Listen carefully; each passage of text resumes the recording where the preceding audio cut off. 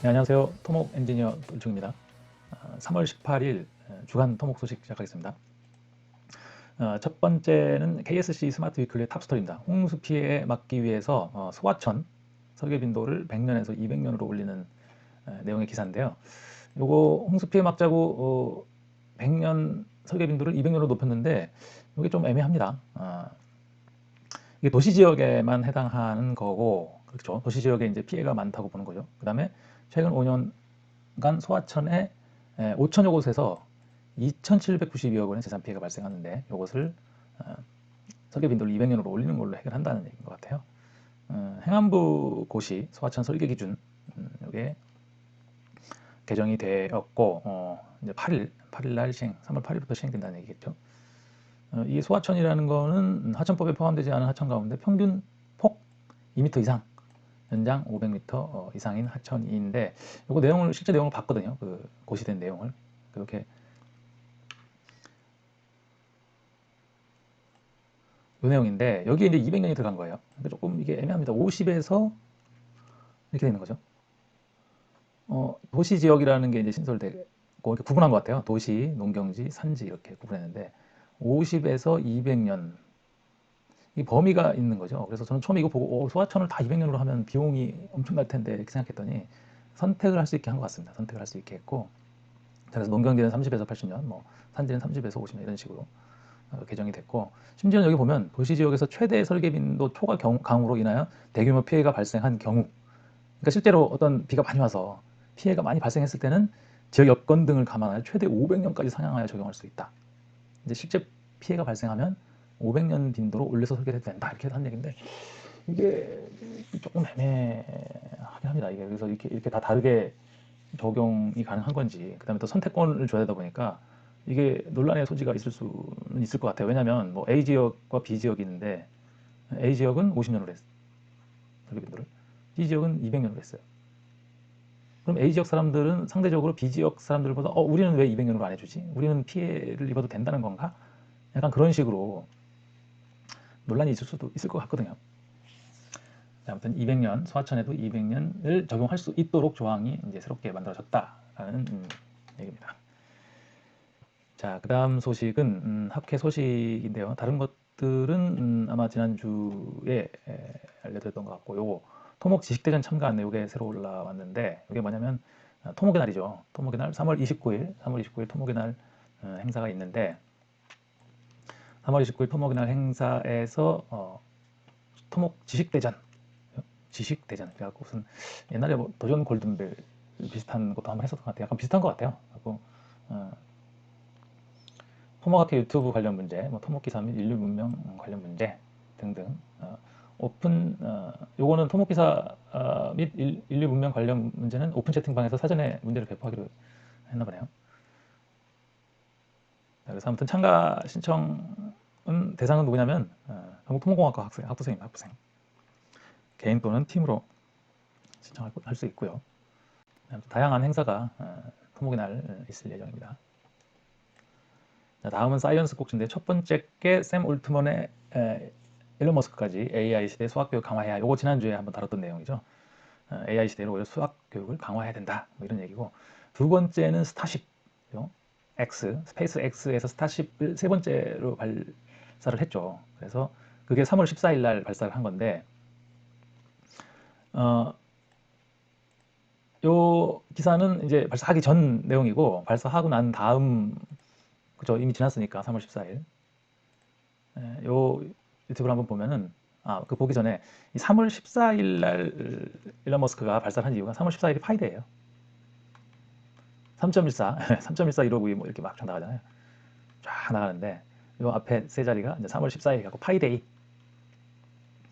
파이데이라 가지고 상당히 미국에서는 스템이라고 갖고 상당히 많이 활성화돼 있죠. 사이언스, 테크놀로지, 엔지니어링, 매스매틱스 그래갖고 3월 14일 되게 행사를 크게 치르나 봐요. 기념을 하고 그 이제 과학기술, 사이언스와 엔지니어링 관련된 사람들이 이걸 많이 기린다고 하죠. 또 뭐 파이, 요게 이제 먹는 파이 하고 발음이 똑같다 갖고 파이도 먹기도 하고 뭐 그런데 아무튼 일부러 그 날짜를 잡아서 발사를 한 거죠.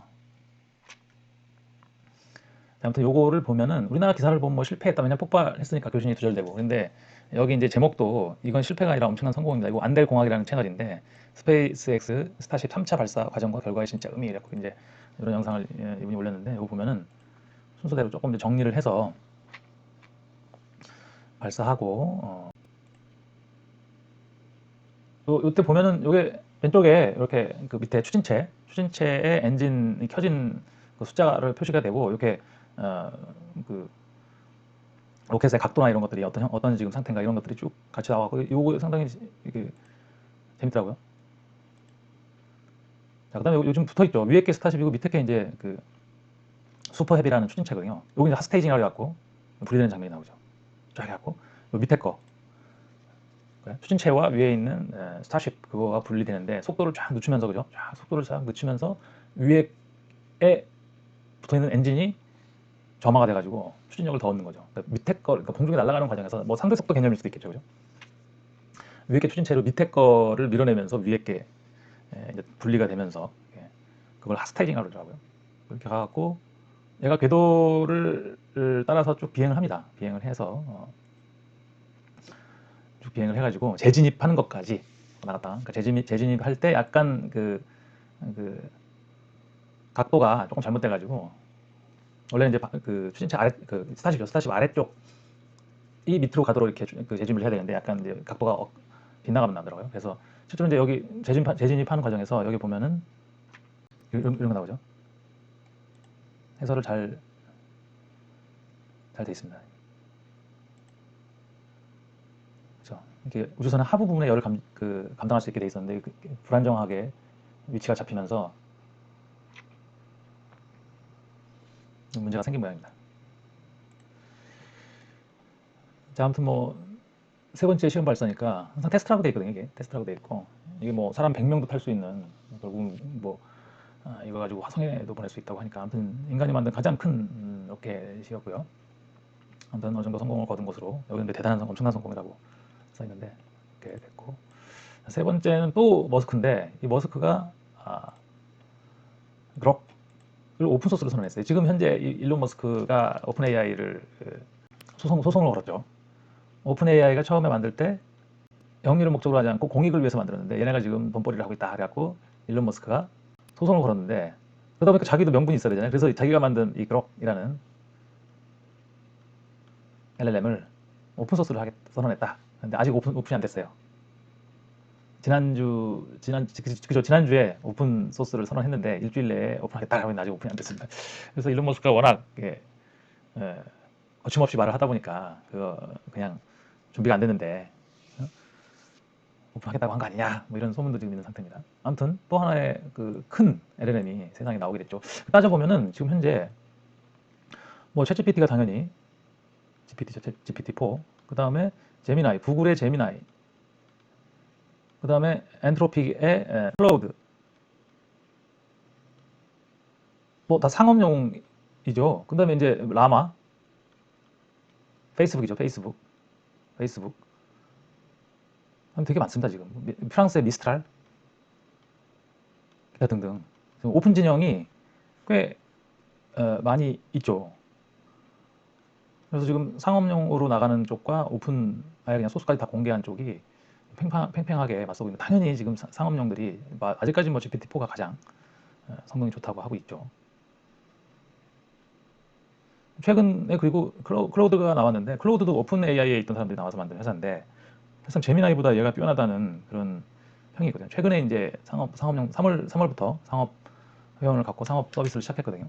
클라우드가 더 나은 거 아니냐 지금 그러고 있거든요. 제미나이가 상당히 뒤로 밀리고 있는 이런 상황인 것 같습니다. 그 다음에 오픈 진영들은 뭐 계속해서 나오고 있고요. 상당히 많이.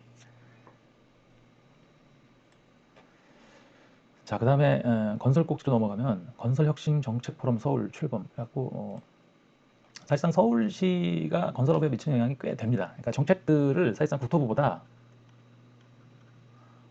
서울시가 선제적으로 하는 것들이 많거든요. 국토부보다 서울시가 선제적으로 하는 제 개인적인 생각으로는 여기 이제 모든 그 종류의 시설들이 다 있거든요, 사실상. 그죠? 지자체가 생각보다 많은 시설들을 관리하거든요. 근데 국토부는 뭐 도로, 공항, 철도 이렇게 부서가 있어갖고 그거들을 관리를 하고 있죠. 국가시설들이죠. 근데 서울시도 나름대로 되게 많거든요. 상하수도. 예를 들어서 국토부는 그 상하수도 시설은 안 다루잖아요. 상하수도 시설은 환경부로 넘어갔단 말이에요. 하수도 시설 이런 거는. 서울시는 자기 지자체의 모든 시설들이 다 있단 말이에요. 토목시설들이. 그러니까 여기가 건설도 실제로 자기가 발주하고 자기가 관리를 하는 거죠. 직접적으로. 그러니까 노하우도 많고 그렇습니다. 그러다 보니까 선제적으로 뭘 많이 추진하거든요. 물론 최종적으로는 법을 국토부가 관련 법을 수정해 고쳐야 되지만 그리고 국토부는 뭐 건설 관련한 법만 가지고 있지만 사실상 뭐 계약법이나 뭐 이런 것들 그런 것도 기재부법이란 말이에요. 근데 서울시는 뭐 그런 거를 물론 계약법, 지방계약법이나 이런 계약법 자체를 자기네가 건드릴 수는 없지만 조례나 이런 걸 통해서 탄력적으로 운영할 수가 있거든요. 그러다 보니까 나름대로 직접 건설을 하는 발주자의 입장에서 나름대로는 많은 그 노력을 하고 있는 것 같아요. 그래서 아무튼 여기는 건설혁신정책 포럼이라는 걸 서울시가 만들어서 건설업 활성화를 추진하려고 하나 봅니다. 그래서 매월 회의를 할 예정이고 여기 보니까 계획이 있는데 그 계획이 보면은 지난주 그죠? 7일 지난주에 7일 날 첫째 회의 첫 번째 회의를 했고 그다음에 4월에 건설 산업 활성화를 위한 합리적 방안 그다음에 5월에 공공발주 건설 사업의 적정 공사비 확보 방안 그다음에 9월에 물가 변동에 따른 원하도급 계약 금액 조정제도 활용 방안 뭐 이런 거죠. 이런 것들을 계획을 하고 있다고 하는 거죠. 근데 이게 조금 아쉬운 게 여기 보면은 참석자는 발주부서, 서울시 주요 발주부서, 그러니까 뭐 도로도 있고 뭐 아까 말씀드린 대로 상하수도 있고 이렇게 여러 발주부서, 그다음에 건설업계를 대표하는 대한건설협회, 서울특별시회, 대한전문건설협회 서울특별시회, 연구기관, 서울연구원, 서울시에서 운영하는 거죠. 한국건설산업연구원, 한국건설산업연구원은 건설회사들이 종합건설회사들이 만든 연구원이고 대한건설정책연구원은 전문건설 업체들이 만든 연구원이죠. 함께 근로자의 고용 안정과 복지 증진을 관장하는 건설근로자 공제회, 노동부에서 만든 거죠. 그다음에 서울대학교 건설 분야 전문 교수로 이렇게 구성되어 있다. 설계업계가 없더라고요. 설계업계. 설계하고 감리를 관장하는 단체가 있잖아요. 뭐 엔지니어링 협회가 됐든 건설 엔지니어링 협회가 됐든 아무튼 지금 전반적으로 이 내용이나 이런 걸 봤을 때는 그 시공사들이 요청을 한 걸로 보여져요. 그러니까 결국은 이제 적정공사비 이런 얘기 많이 나오잖아요. 계약 금액 조정 얘기 나오고 뭐 활성화 얘기 나오고 아무튼 그런 회의들이 열릴 예정이라고 합니다. 자, 다음은 트램 아니면 모노레일 평택시 요거 지난주에 다뤘던 내용이죠. 평택시가 트램으로 할 거냐 모노레일로 할 거냐 도시철도를 고민하고 있다는 내용이고요. 자, 그 다음에 중대재해 사망자가 오히려 늘었다 이런 얘기인데 실제로 언론에서 보면 줄었다고 했는데 이 신문은 좀 냉정하게 평가를 한 것 같아요.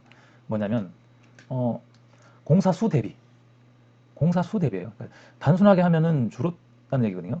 그러니까 지난해 재해조사 대상 사망자가 598명으로 줄었어요. 전년 대비 7.1%가 줄었지만 실제로는 공사수가 줄었다. 공사수가 줄은 거를 고려를 하면은 오히려 이제 늘은 거다. 뭐 이렇게 분석을 했는데 무슨 얘기냐면 전년에는 644명, 이거 2022년이겠죠. 2022년. 대비 2023년에는 598명으로 좀 줄었어요. 7.1% 줄은 걸로 나타났어. 40명이 감소한 걸로 집계 됐는데 문제는 공사수가 전반적으로 감소한 영향이 컸다는 얘기죠.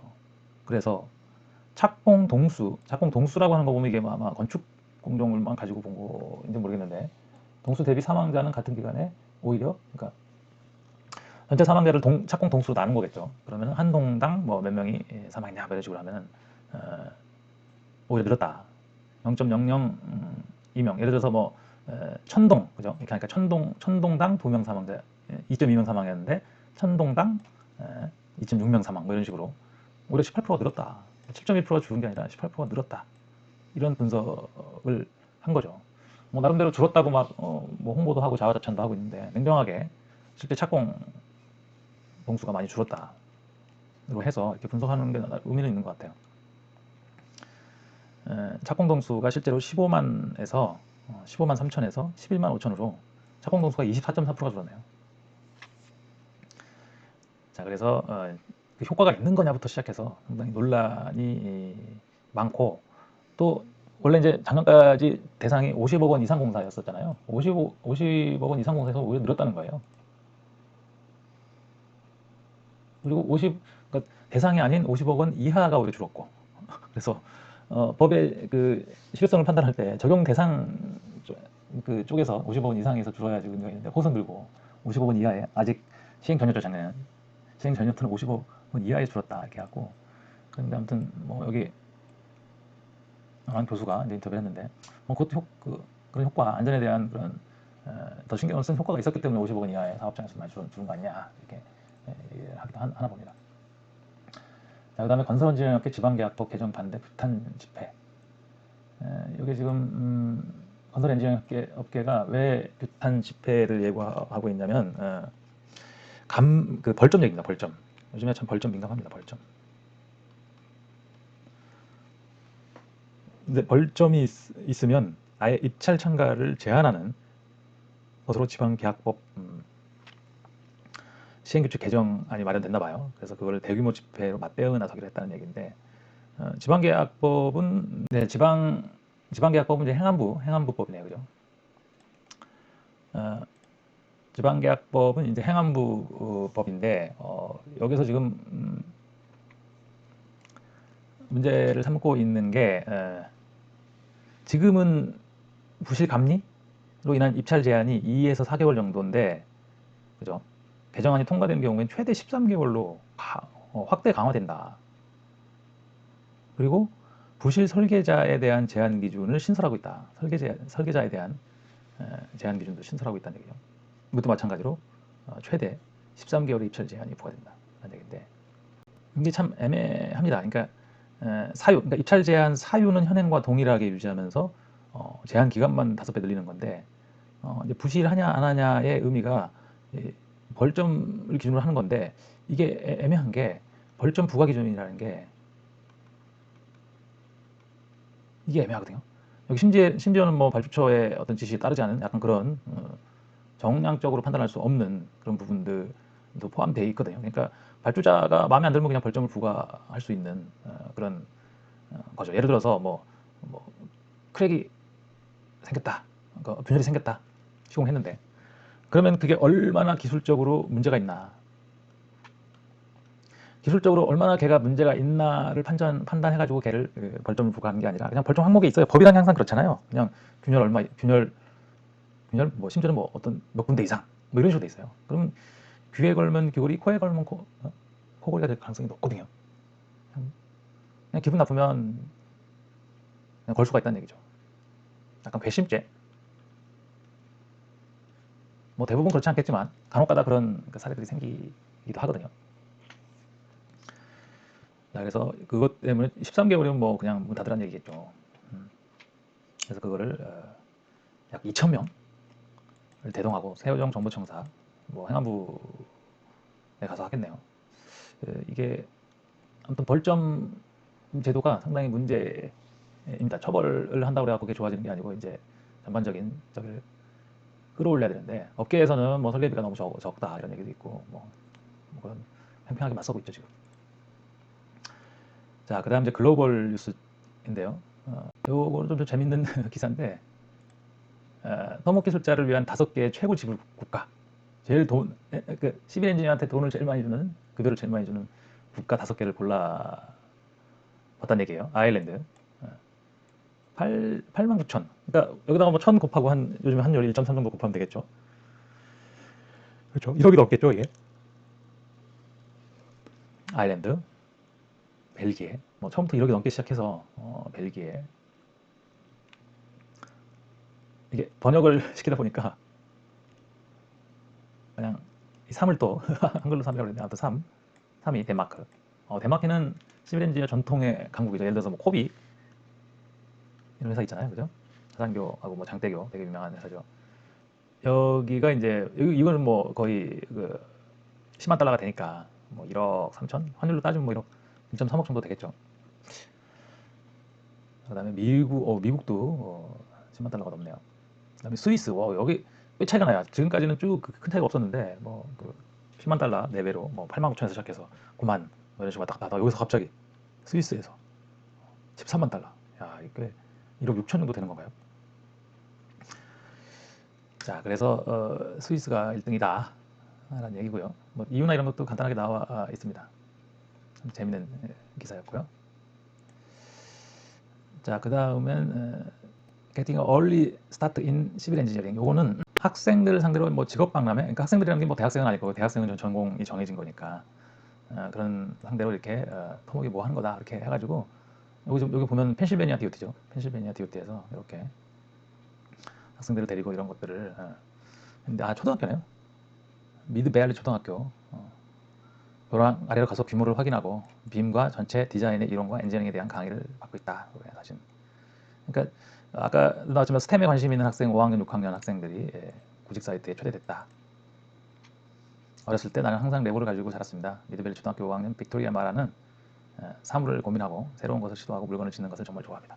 그렇죠. 어렸을 때 상당히 노는 거는 건설과 관련된 것들이 상당히 많습니다. 뭐 레고 블록으로 다리 만들고 뭐 집 짓고 뭐 이러잖아요. 다 엔지니어링에 관련된 건데 아무튼 그 초등학교 때부터 시빌 엔지니어링에 관심을 갖도록 이렇게 행사들을 하고 있다는 얘기인 것 같습니다. 자, 그 다음에 요거는 이제 그 기사인데요. 건설에 AI 채택을 위한 6단계. 그래가지고 뭐 건설이 사실상 AI하고 가장 멀기 때문에 오히려 AI를 더 적용해야 된다, 디지털화 해야 된다라고들 얘기를 하고 있죠. 단계 6단계인데 전술적 인재 관리, 일단 지식 격차를 해소해야 되고 다양성 및 포용, 편견 없는 채용을 위한 AI. 이거 읽어보면 뭐 그 채용 프로세스에다가 AI 도구를 사용하라는 얘기인 것 같아요. 채용 프로세스에 AI 도구를 사용한다는 얘기인데, 그다음에 전기화의 기초, 장비를 전기화한다는 거죠. 전동화, 뭐 차량이나 뭐 이런 장비들을 전기화를 한다는 얘기고, 실제 위험 관리, 예측, 어떤 위험 관리에 AI 도구를 이용하라는 얘기고, 공급망 최적화, AI 인사이트를 통한 조달 간소화, 어떤 물건을 사고 뭐 장비를 사고 이럴 때 조달을 간소화하는데 AI를 쓰라는 얘기인 것 같고, 프로젝트 관리를 위한 협업 도구, 커뮤니케이션 향상, 프로젝트 관리를 위한 AI 강화 협업 도구. 약간 거리감이 있는 얘기긴 한데 조금 아무튼 건설 업계에도 AI 도입을 위해서 노력을 하고 있죠. 자, 그러면 최신 소식을 한 번씩 보시면 될 것 같고, 핫클립 쪽입니다. 핫클립 쪽은 제가 이거를 요약을 좀 해놨는데, 이게 지금 이 브라우저가 브레이브라는 브라우저입니다. 이런 기사들 볼 때 광고 엄청 뜨잖아요. 근데 이 브레이브라는 브라우저는 광고들을 싹 안 보이게 처리해 놨거든요. 그래서 제가 이 브라우저를 썼는데, 요 핫클립 유튜브 동영상을 요약해주는 기능을 쓰기 위해서 크롬 브라우저로 다시 넘어가도록 하겠습니다.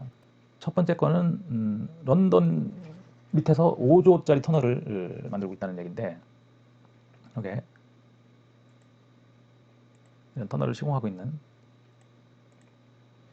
장면들이 나오는데, 이게 그 런던은 지하 시설이 아주 오래전부터 만들어졌죠. 하수 시스템도 상당히 오래전에 만들었고, 메트로, 지하철도 상당히 오래전에 만들었는데, 지금 무슨 사업을 하고 있냐면 물과 관련된 겁니다. 오염.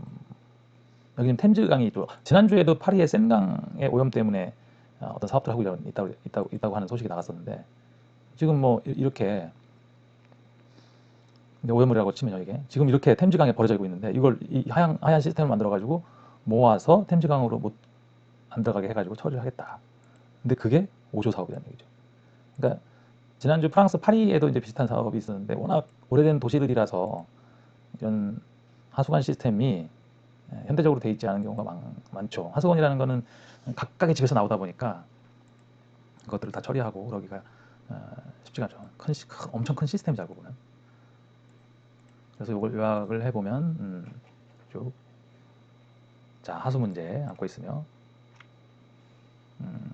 그래서 25km 길이고 7m 폭이네요.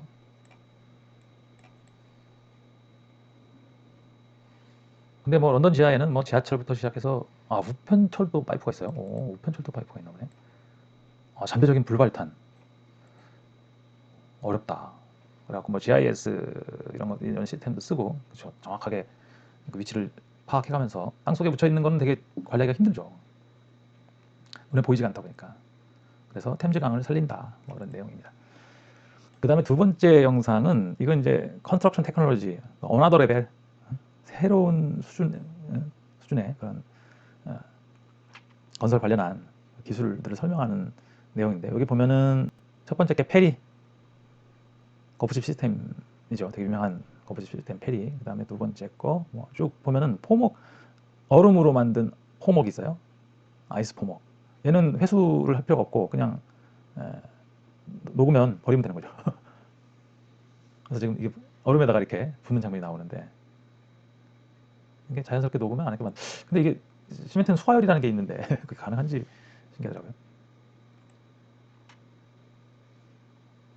얘는 뭐죠? 사이트 비전. 아마 측량과 관련돼서 3차원으로 뭐 이렇게 측량하고 이런 겁니다. 그래서 다양한 것들이 나와 있는데 캣 커맨드. 캣 커맨드는 아마 캐터필러? 그리고 이거 그 장비를 원격으로 조정하고 뭐 이런 여기 지금 모니터 보면서 조정하고 있죠. 그래서 방에서 그런 거고 뭐 이런 블럭들. 그다음에 요거는 이제 사면인데요. 보니까 이렇게 쭉 내려 보내고 여기다 콘크리트를 그죠? 이렇게 흙이구나. 흙을 채워서 사면을 만드는 그런 것도 있었고요. 뭐 주택부터 시작해서 요거는 이제 옹벽인데 보니까 이렇게 플라스틱 계열인 것 같아요. 뭐 우리나라에도 이렇게 이제 그 식재를 할 수 있는 그런 게 있는데 콘크리트 계열이었던 것 같은데 얘는 좀 약간 플라스틱 아까 만지는 거 보면 되게 가볍게 그쵸? 플라스틱이죠. 아마 봐도 색깔 거 봤을 때 그런 것도 있고 프리캐스트 부재로 이제 집을 짓고 이런 그뭐 메쉬 다양한 그런 기술들이 소개가 되고 있습니다. 자, 다음은 요거는 사실상 우리가 그 군사에서 토목이 되게 중요하죠. 도하 작전. 여기 보면 도하 하는데 이런 도하 교량. 뭐 부교죠, 부교. 물에 띄워서 이제 강을 건너는 그런 장비들이 소개가 돼 있고요.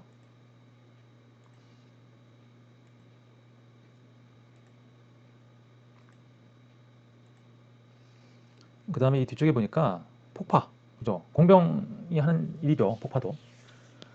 폭파를 하려면 교량이나 이런 거를 폭파를 하려면 교량에 대한 이해가 있어야 되기 때문에 당연히 이제 토목 엔지니어들이 필요한 거죠. 이렇게 폭파하는 것도 나오고 이렇게 폭약을 다루고 이런 장면이 나오더라고요. 그 다음에 뒤쪽에 가면 이거 지뢰 제거 장비입니다. 이런 거 다 공병이 하는 일이죠, 그죠? 공병, 뭐 토목 전공자들 공병 많이 갑니다.